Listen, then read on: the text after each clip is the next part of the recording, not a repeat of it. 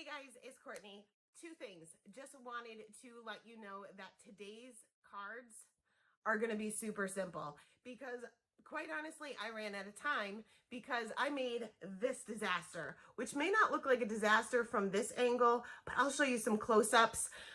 I thought I was using Nina. No way in the world this was Nina. My colors were bleeding all over the place. I tried to salvage it. You guys know me. I don't like to throw anything away.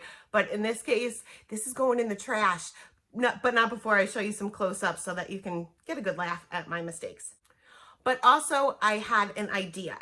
Well, it really wasn't my idea, but you guys know the rabbit hole of YouTube. So I was watching a Bailey Sarian video who does the Murder Mystery and Makeup Mondays, because I love my true crime videos. And it led me to another YouTuber who does makeup tutorials. But what she was doing is she was recreating the looks of her followers. So she would have her followers submit pictures of the makeup looks that they created, and she would recreate them. So I can't do makeup, but I can make cards. So I figured that would be a great way to involve you guys in the channel as well.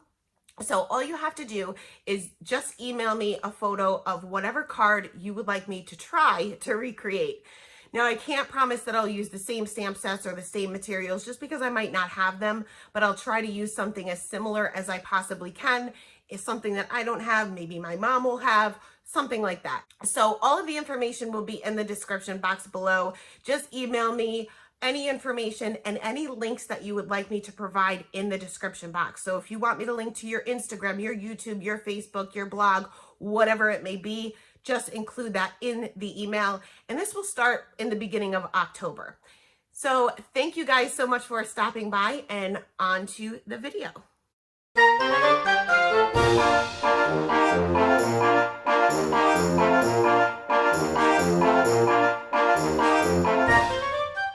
Okay, so on to the project. I am making three very, very quick and simple cards with the Fabulous 4x11 Slimline stamp set by Trinity Stamps.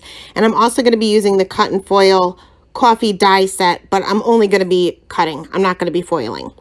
So like I said, these are super simple and super fast to put together. So it's actually a good thing because sometimes we're looking for last minute cards. So for this first one, I'm adding just a little bit of Tombow Mono multi-glue to the back of a piece of Nina Desert Storm cardstock, just so that it doesn't move around in my MISTI. I don't have to worry about using a magnet, being this is a slimline stamp and I'm using it on an A2 size card. So I'm going to stamp this with Fade Out ink by Ink on 3. This is going to give me kind of like a tone on tone look.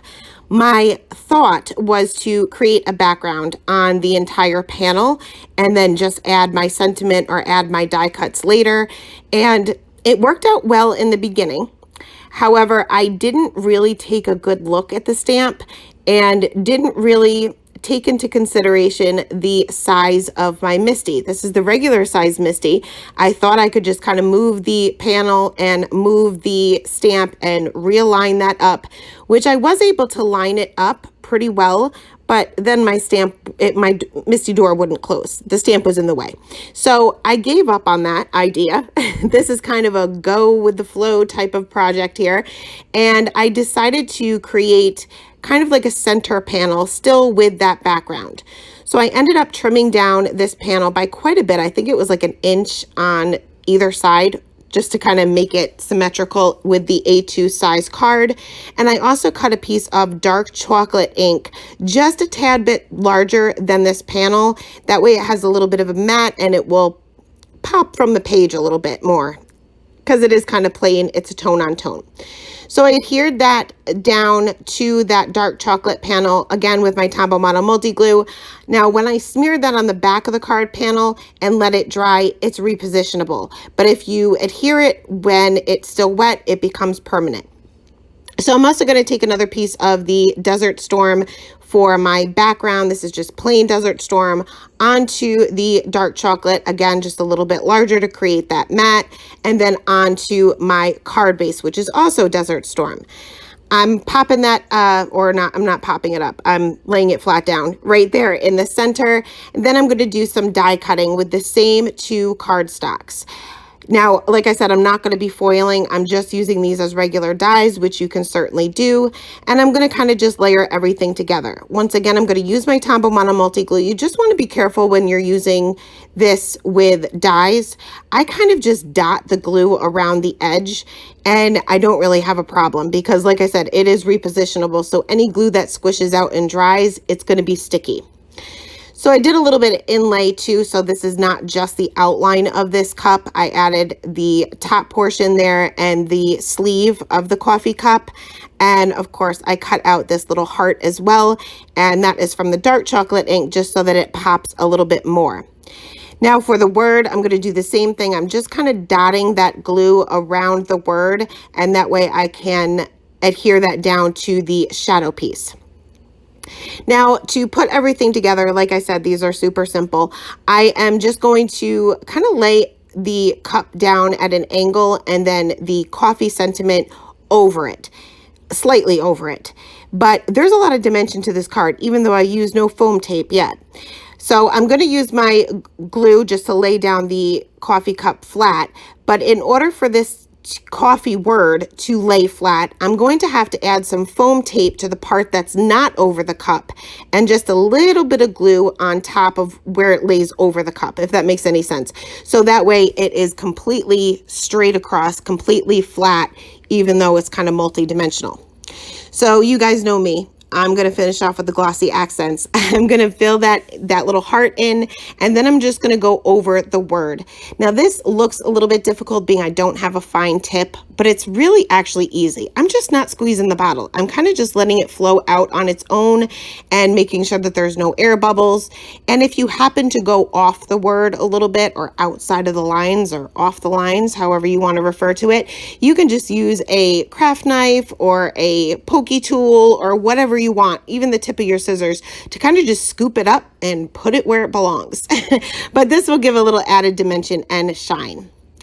So for the second card, again, I'm going to add a little bit of that Tombow Mono Multi Glue and let that dry. And this time I'm using a piece of that dark chocolate cardstock, and I'm going to lay this straight across my card panel so that it is at least somewhat centered.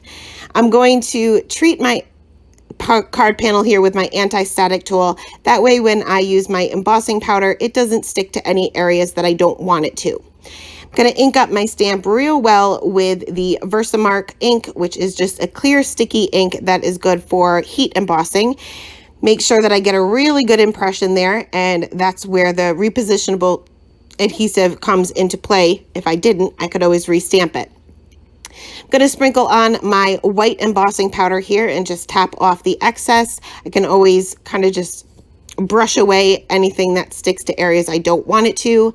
I'm going to make sure that my heat gun is heated up for at least 30 seconds or so before bringing that to the paper, and that will minimize the amount of warping. You're going to add a whole lot of heat here. This is a heavyweight cardstock, so I really didn't have too much of an issue, but if you're using a lighter weight, you want to make sure that heat gun is heated up good.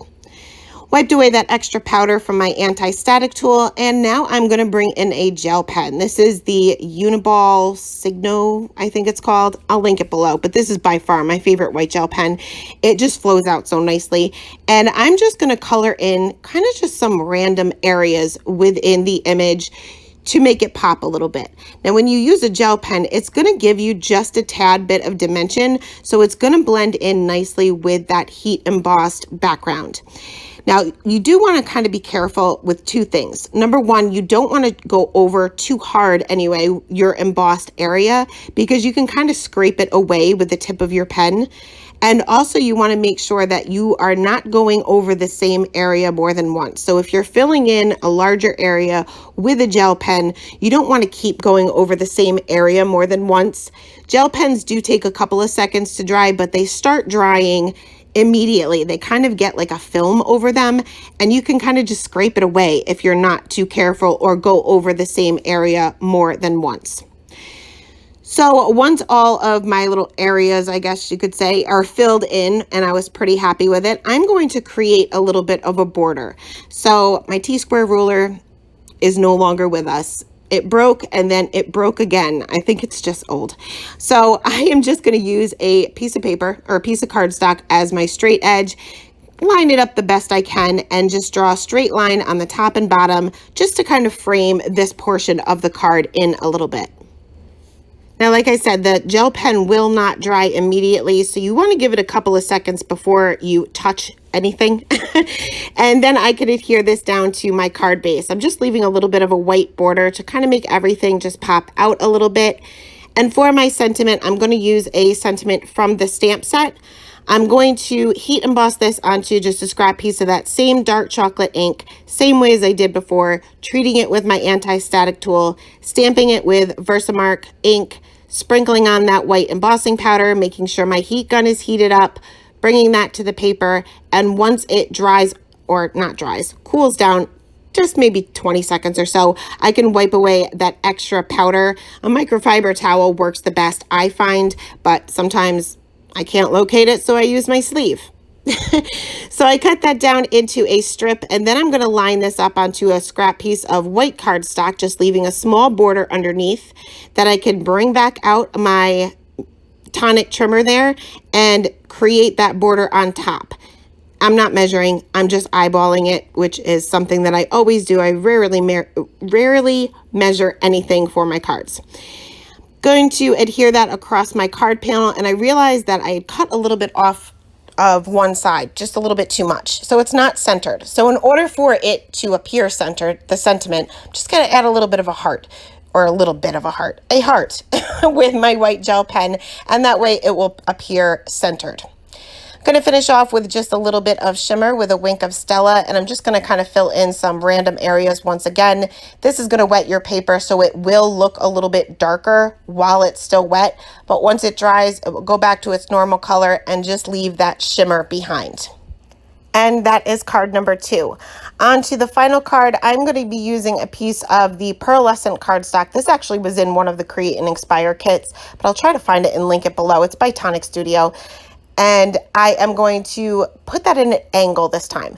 This time I want my images to be at a diagonal. Treated it with my anti-static tool, and I'm going to stamp it with VersaFine Onyx Black ink, which is a pigment ink, and it stuck. Not only did it stick, but it smeared a little bit in certain places. I wanted to stamp it twice, but I just worked kind of quickly and sprinkled on my clear embossing powder this time. And it's going to look a little gray right now, but once I start adding the heat, you'll see that that bold black outline for each one of these individual images comes back, and it gives a little bit of texture. Now, mistake number 2 is that I brought in a black gel pen this time. This is a glazed pen, which adds even more texture and dimension than a regular gel pen, but it also takes a lot longer to dry. I'm going to do the same thing by just adding that line, but I should have let it dry before moving that paper because it really, really smeared. And honestly, there was just no fixing it. So I still want that black border on the top and bottom of this diagonal strip, I guess. So I'm going to do it with cardstock. I'm going to trim it down the best I can, as evenly as I can. Again, I'm just eyeballing it. And I'm just going to use black cardstock. So I adhered this down to black cardstock, put this back in my tonic paper trimmer, and I just created my own border. Again, just eyeballing it to make sure that they are at least somewhat even. Next, I am going to adhere this down to another piece of that pearlescent cardstock. And again, just going to kind of eyeball it. You can see in the lower right corner, the black cardstock is not perfect. There's like kind of a little bit of piece missing. I'm not worrying about it. I'm leaving it as is. Next, I'm going to stamp my sentiment with that same VersaFine Onyx Black ink in the lower left-hand corner. Again, this will take a couple of seconds to dry, and I didn't apparently wait, or I had some on my hands and I smeared it again. Some of these areas that I didn't get a good impression with, I'm just going to take a black pen and fill those areas in. I tried to remove this smudge with an eraser. It didn't work. I didn't want to use a sand eraser because it would take away the pearlescent cover, I guess, or just like the shine. And I didn't want that to happen. So I'm going to adhere this to a black card base, just leaving a small black border on all 4 sides.